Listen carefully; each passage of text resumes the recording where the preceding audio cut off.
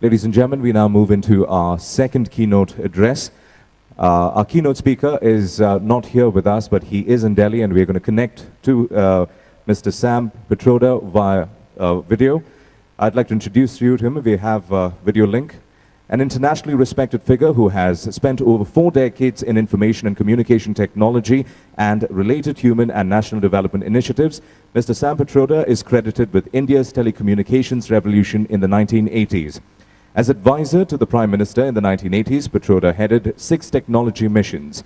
Founded and first chairman of India's Telecom Commission, he helped revolutionize India's development policies and philosophies. He was also chairman of India's National Knowledge Commission, currently advisor to Prime Minister of Public Information Infrastructure and Innovations and chairman of the National Innovation Council. Mr. Pitroda also heads the expert committee on the use of ICT in railways and is chairman of the Smart Grid Task Force under the Power Ministry.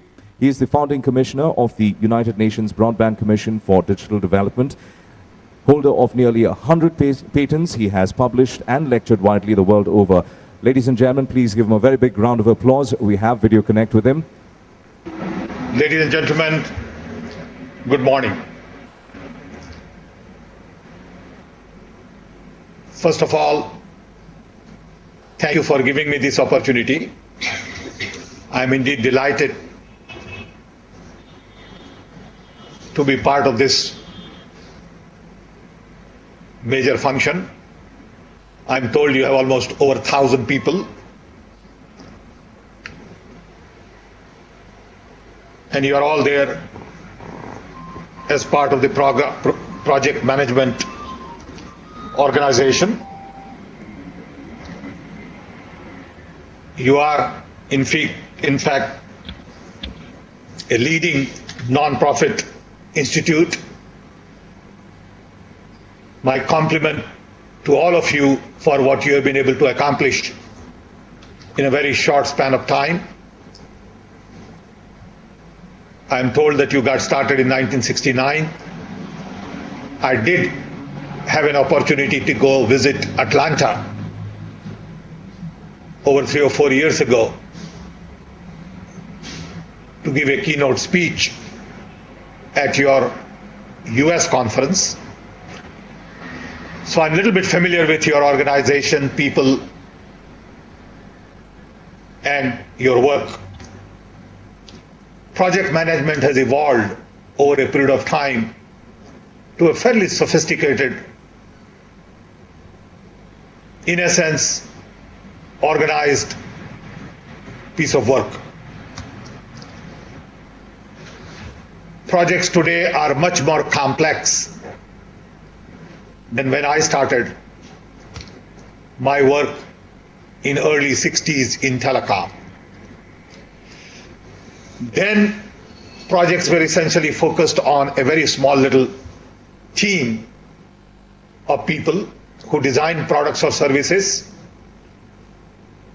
Today, almost all of the major projects require multidisciplinary approach, multi sort of cultural teams,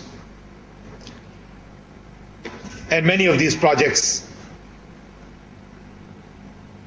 cross boundaries and are implemented across many nations.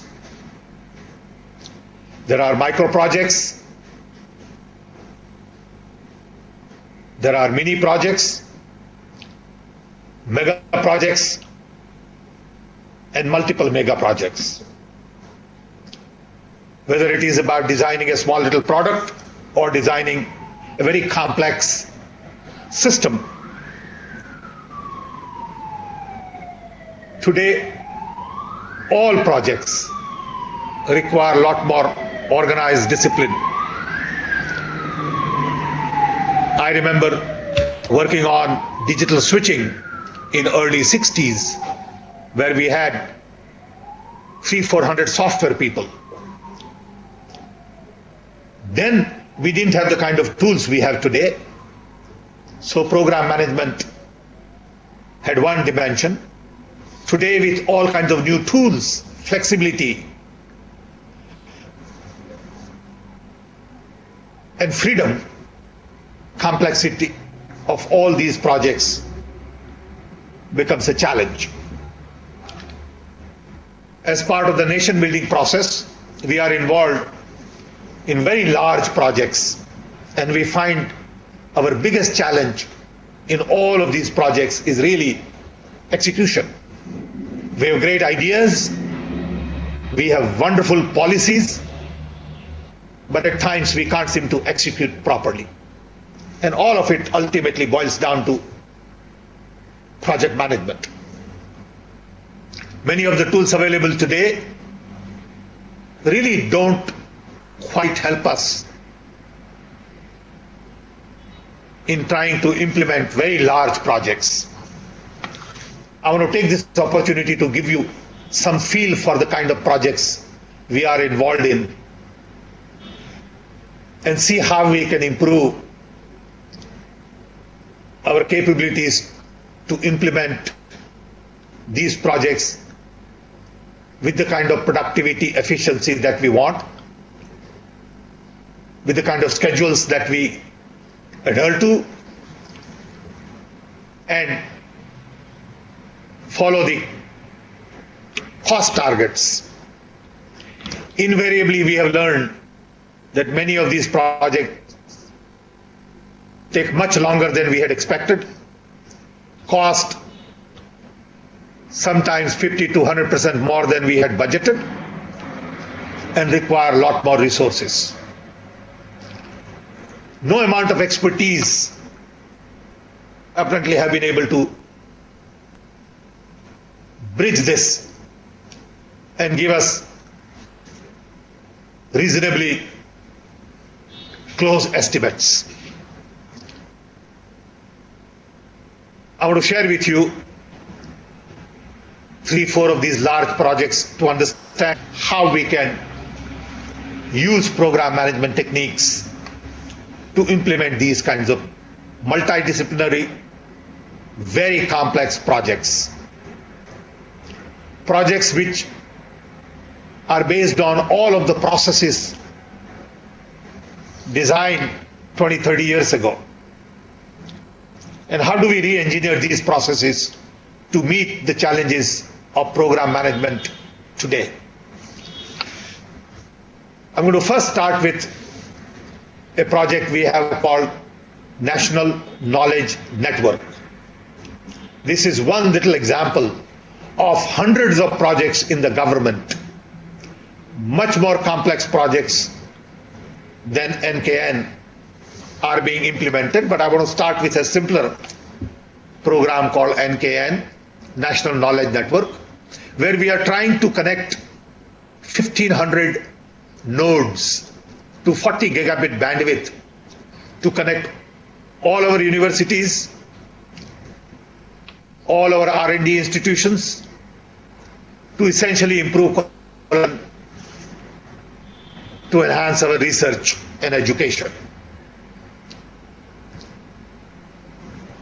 Knowing that all research today is multidisciplinary, requires a lot more collaboration, is happening faster than ever before, we need good management information system, along with good tools for people to collaborate. So this network uses existing fiber in the system, so we can add on to that fiber last mile to connect to the node. The existing fiber essentially comes from BSNL, Power Grid, and RailTel. It could also use some of the other private telecom operators' fiber. Today, as you know, we have in the country about 1 million kilometers of optical fiber. A lot of it is underutilized, and we thought we take that asset and build on it. So we need to collaborate with a group of operators, add another fiber then create a core high-speed network using pretty high-speed routers and all, and then at the end of it, connect local area network to connect local campus at a university or colleges. Now, one piece of this project is just the hardware, software, infrastructure. The other major piece is really applications, content, and there are tons of applications. Scientists could use this for weather forecasting, calculating data for physics research, modeling, teaching, doing some research in chemical engineering, material science. So we have large number of scientists collaborating at various levels within the country as well as outside the country. So this network has to have connectivity to Japan, EU, US, and then to various institutions like MIT, Stanford Research, Cambridge, Tokyo University. So what we started with as a simple idea of connecting university then becomes a very large project involving thousands and thousands of people. So how do you manage a project like this? And how do you judge success factor? How do you monitor cost, time? How do you train people to use this facility? How do you bring all of the stakeholders together? How do you make them feel comfortable so that they begin to use this asset? Is a major challenge. We have not been able to find the right kind of program management tools.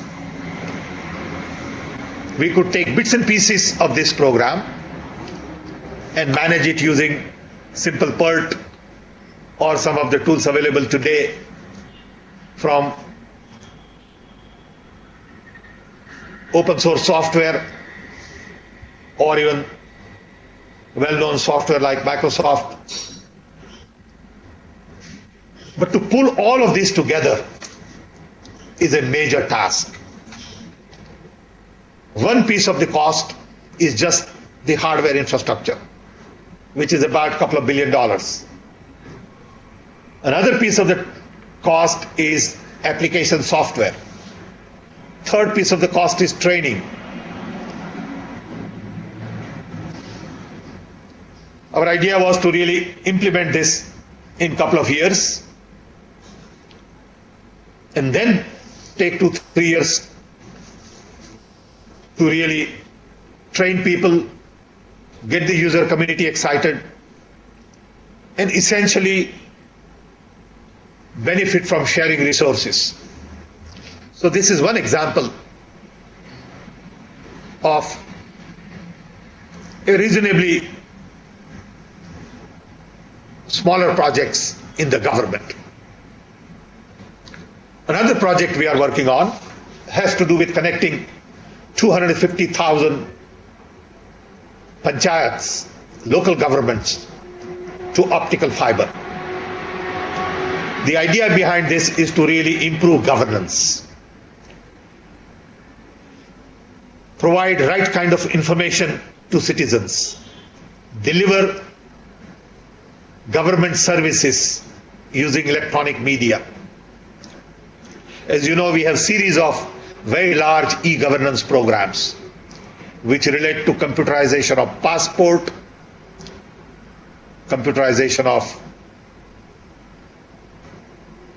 ration card, driver's license, voter registration, income tax, and a whole host of things related to federal government as well as state governments. How do you get birth certificate, land record, These are all of these services traditionally offered manually. And now we are trying to computerize a lot of these services. But the key is to really go to the lowest form of the government, which is panchayat. Since we have 250,000 panchayats, each panchayat roughly cater to 5,000 people.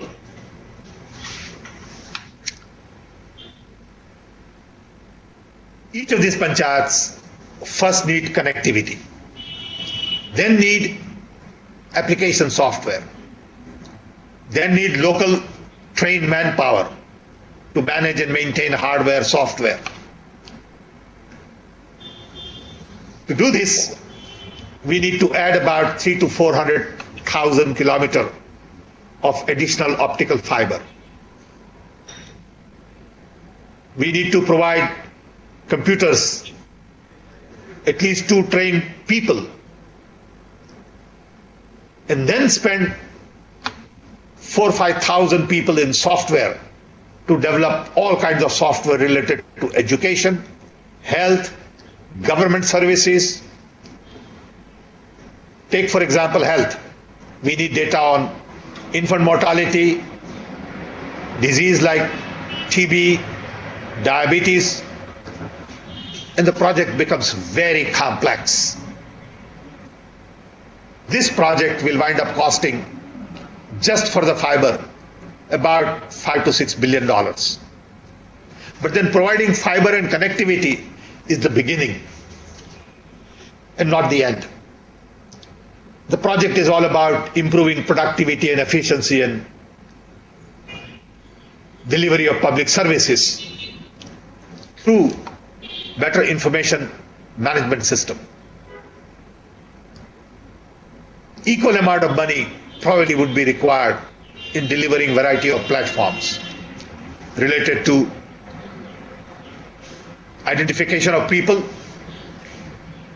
which is a well-known project headed by Nandan Nilekani, UID. Then we need GIS to identify physical buildings and assets. We need security, various applications, payment. So when you add all of these platforms on top of the connectivity, it becomes a very complex project. These kinds of projects have never been implemented anywhere. And to these projects you add 1.2 billion people in India, and complexity really just multiplies. These projects are also important for programs like NREGA, which is a major program in the government where we provide employment guarantee scheme, through which we essentially offer close to 100 to 200 million, 100 days of guaranteed work. So how do you manage this? How do you make sure that all 100 million get paid every month? How do we correlate their work? How do we assign tasks to them? And at the same time, how do we make this system more transparent to pinpoint accountability? These kinds of projects are critical to nation building. And we haven't really figured out how to use program management techniques in a complex environment like this, which cuts across many, many departments, many governments, and large number of disciplines. Everyone tends to look at these things in vertical silos. A department responsible for passports looks at this very differently than finance, than planning. For example, we prepare in the government 5-year plans. So we have a 12th plan coming up, and that planning process requires thousands of people to give input on a variety of subjects. for funding, for assignments, priorities. And how do you pull all of this together and at the same time use program management techniques to make sure that we can execute? Yesterday, for example, I had a meeting on railways. India has one of the largest railroad networks in the world. We move close to 5 billion people a year on Indian railways. Indian railways generate over $20 billion worth of revenues. Has something like 80,000 kilometers of tracks. And when you try to implement a program in railways, again, it cuts across many, many disciplines. And no one has really understood how new program management techniques can be used to monitor these programs. We definitely need help. At a personal level, I know that these programs do need good MIS, but sometimes design of MIS or program management for these kinds of programs itself can turn out to be a major program. And we need to sort of understand the cost-benefit ratios. We have in the government, especially in the federal government, hundreds of programs like this, hundreds. But we don't use any major program management techniques, software, or discipline. It also ties in with all the government processes that we use, whether it relates to expenditure, financial monitoring, scheduling, human resource development, hiring people, evaluating people. All of these processes, again, were designed quite some time ago and don't reflect modern tools and techniques. As you know, we have right to information bill that was passed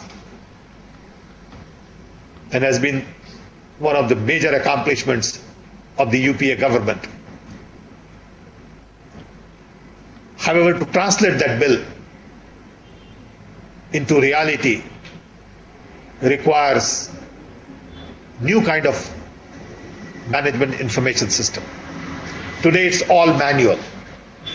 So how do we create new MIS to deliver on RTI? Is again a math. So on one hand, people like us are excited about the opportunities in program management area. On the other hand, we feel we just don't know enough to be able to use these new tools. And we are not unique in India. Our colleagues in US also face similar problems. In fact, they face even complex problems because of the legacy systems that they have had. I always tell people about this, that in US, because of the fact that they started implementing e-governance early, they have several thousand data centers. The fact that we are starting in 2010 or 2005 in some of these areas, we can afford to have maybe 4, 6, 10 data centers. Because as technology changes, we have new tools to implement this. We can think of cloud computing, web, and all of that today in a very different way than we thought 10, 15 years ago. So at the end of the day, information becomes the key in program management. But how do you get this information? In what form do you get it? How do you structure it? Who gets it? Gets very complicated in government. I wish we had better tools. I wish with your expertise we can learn a little more as to how we use these tools in the government. Our priorities are very clear. We need inclusive growth. We know we are growing at 9%. We would like to see if we could grow at 10%. And we want to rely on the fact that we need to grow at this rate for at least 10, 20 years to address the inequality and inclusive growth. But to do that, we need new tools, new skills. Government recognizes that we need to focus on skill development. We have a mission on skill development. Knowing that we need to create 10 million new jobs every year, year after year, we need to build skill set for the future. Now that's also a major program. So how do you manage this kind of a program to create 10 million new jobs, provide new skills to several million people? A lot of this requires understanding of the fact that information technology can drive openness, can improve access, can cross boundaries across disciplines, across center and state, across projects. But how do you manage all this? I hope you all get to talk about this a little bit, because my understanding is that when people talk about program management, they are essentially talking about a product, whether it is complex project like 747, or a small little chip to be designed, or a ship to be built, or some software package which may require 5,000 software people or 200. It is still a product. And in corporate environment, it's very different, because your rule of the game in corporate environment is very different from what we see in the government, especially in democratic government.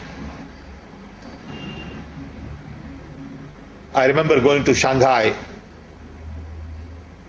in late 70s, and my first impression was it was more like Mumbai of 79. Then I went there recently, a couple of years ago, and it was a totally different city, more like Manhattan. Skyscrapers, and the most interesting thing was the highway between airport and the city. So 10-lane highway, one straight line. And I said to myself, if we had to implement a highway like this in India, the land acquisition would probably take 20 years. So how do you manage a project in an ecosystem like India, with the kind of laws we have on land acquisition, versus a system in China where somebody drew a straight line and said, go acquire this piece of land to build this road? So how do you really bring project management in an environment like this? How do you manage projects in a framework like we have in India versus the framework like they have in China.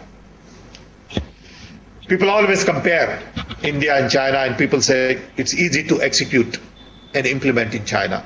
Perhaps rightfully so. And we can see that in the kind of growth and construction you see in China today. Same level of construction is beginning to happen in India, but maybe perhaps in a little more chaotic way. And I know that we can use project management, program management techniques in many of these construction projects as well. So my main concern is, on one hand, we are building a lot of these massive projects in the country, but we are not using any of the techniques of program management. Can we really use some? Can we benefit from it? How do we plug this program management knowledge into our system? In a complex system. But when you begin to plug this, you realize that you need to change many of the existing processes. So part of the e-governance program we have in the country does recognize that today we are essentially computerizing age-old processes that British Raj left behind. Before we seriously computerize these things, we need to re-engineer processes. But re-engineering our processes require a lot of people's consensus. It's a very complicated process in the country. To give you another example, we have 32 million court cases pending. It takes about 15 years to get justice. How do we use computers and program management techniques to really document a lot of these court cases in digital form? Modernize our courts. So maybe deposition can be taken on video. Maybe the filing system is very different. Maybe processing of the case is very different. So that we can reduce time to justice from 15 years to 3. Now that is a project. How do you use new techniques to manage a project like this? I have essentially raised a lot of questions based on what we are trying to do in the government. We definitely need some help. We don't have within the government probably the kind of expertise that you all bring in because of your dedication, commitment, and long experience in project management. But I think you also need the domain expertise that we have in the government to be able to understand and appreciate the complexity. I wish it was that simple that we take your tools and plug it into our projects and boom, it'll work. The challenge is real. We haven't found the answers. And there are very large projects in the country that we are now beginning to focus on with IT as the key driver. Like in Rural Development Ministry, I'm told we spend about $80 billion. And there are tons of projects. We can essentially monitor these projects in a very crude way, saying this project should be done by this time and it's going to require this much expense. But when we begin to compare what we had planned versus what we achieved, we find there is huge gap. That's different from saying, how do we bridge this gap as we go along implementing these projects? And that's where I think program management tools are going to be critical. I can talk about many of these projects in the government, and I'm sure my colleagues in the government can add even more light and depth to the projects that I'm discussing. Just in our own group, we are working on many projects like this, whether it has to do with power grid or smart meters or railway modernization, role of ICT in railways, to computerization of courts, to e-governance, GIS, optical fiber connectivity, software for rural development, education, health IT. Each of these programs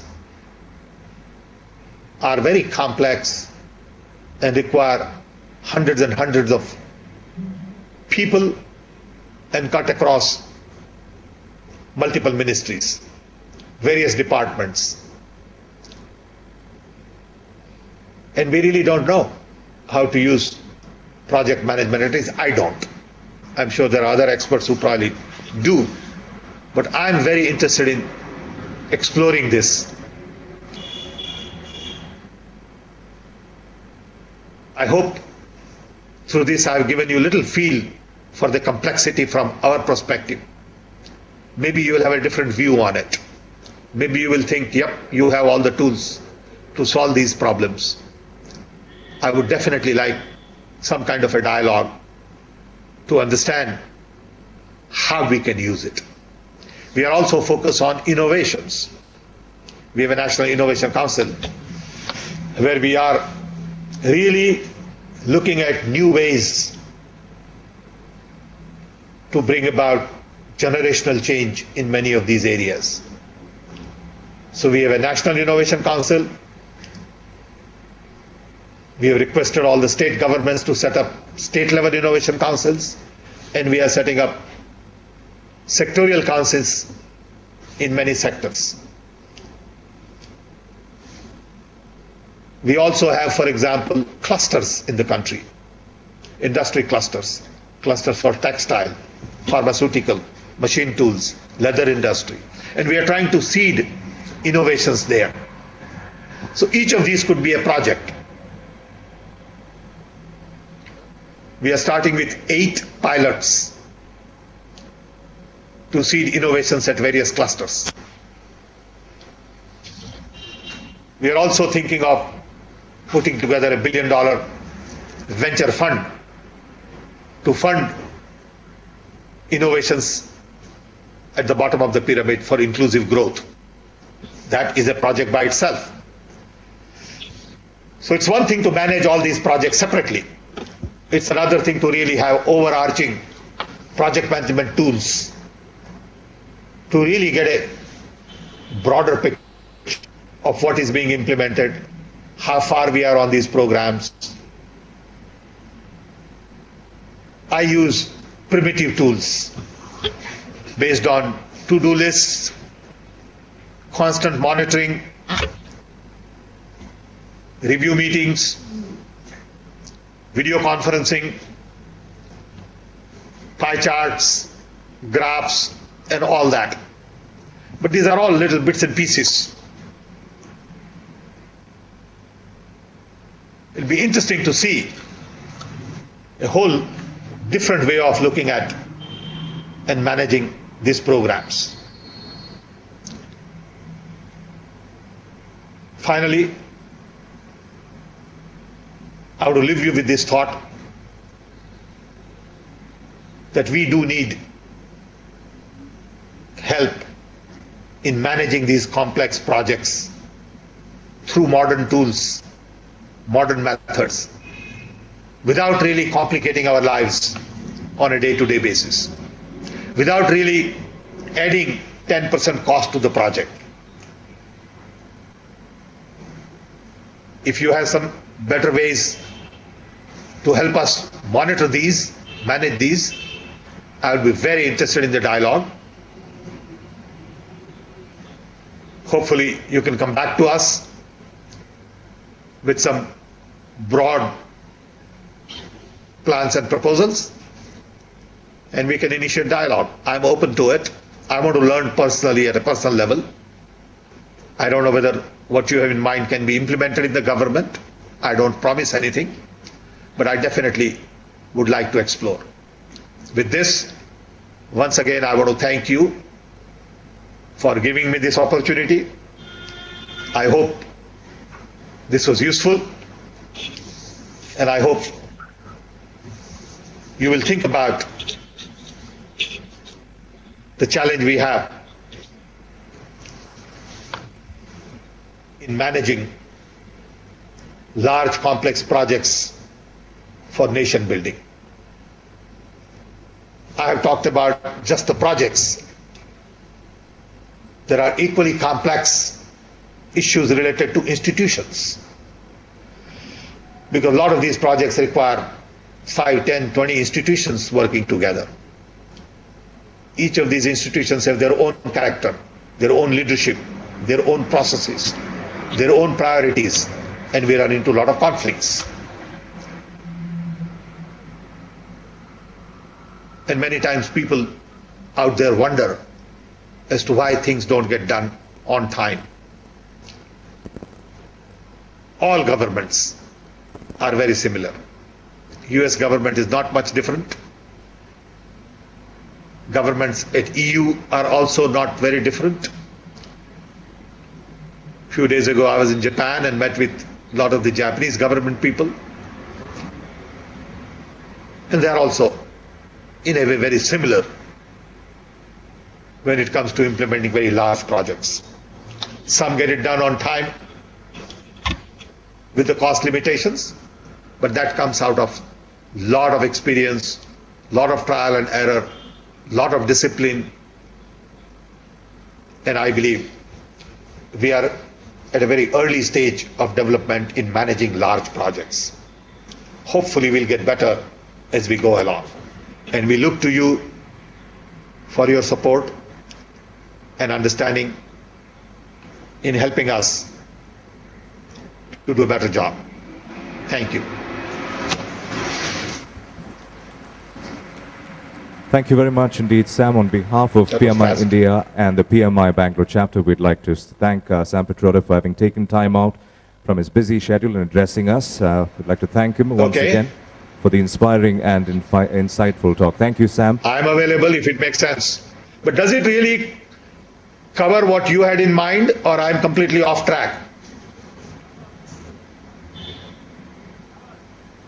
Yes, sir, it does. Okay. So would you like to... Because normally I don't prepare anything. I just show up and, sort of work it out as I go along. My preparation for today's talk was about 30 seconds. I just got from one meeting to another meeting, and I asked my colleague in the office saying, what is the talk I'm supposed to do? So sometimes it comes out right and sometimes it doesn't come out right. So I hope this sort of is in line with what you had in mind. Sam, we have a little time, and if it's okay with you, we'd like to Go ahead. ask just a few questions. Would that be okay with you? Hi Sam, this is Naveen. I would Okay. just like to know, if I have to contribute to this, where do I contact you and how? You can Google me. You can find my email. And I can give you my email. It is s.pitroda@nic.in. I'm pretty accessible. But I'm also a normal human being. I also have limitations of time. In a country of 1.2 billion people, it's not easy to be accessible to everybody. So I'll try my best. Promise. Sam, I'm a fellow alumni of IIT Chicago. So the first time I went to IIT, I was pretty happy to know that you also passed out of the same university. My question to you was, I know I'm a project manager, but I would want to some way be involved in the government-related projects and help you fulfill your dream. How can I be part of the government and work for the projects on government projects? I don't know how you can support, because there are thousands and thousands of people who want to support But what does it mean? You know, I mean, it's hard for me to really farm out a job. I mean, unless you come and work here full time. And we have a full-time team, you know. So it's not that simple to plug somebody in on a part-time basis, more as a passion, you know. I mean, we have 10,000 software people, so you can work as 10,001. That's one example. Or go through the hierarchy, you know. But if you want to come directly work with me, it's tough. Can't do it, you know. Thank you. Yeah, I was just thanking you on behalf of PMI India and the PMI Bangalore chapter. I was just saying that we wish you could have been here, but we're happy that this actually worked out. It's always a delight hearing from you. Once again, we know you have an incredibly busy schedule. We'd like to thank you for having taken time out and for those insightful thoughts of yours. Thank you very much, Sam, on behalf of everybody here. Okay. Thanks. Good luck. Bye-bye. Have a good conference. Thank you. Thank you very much indeed.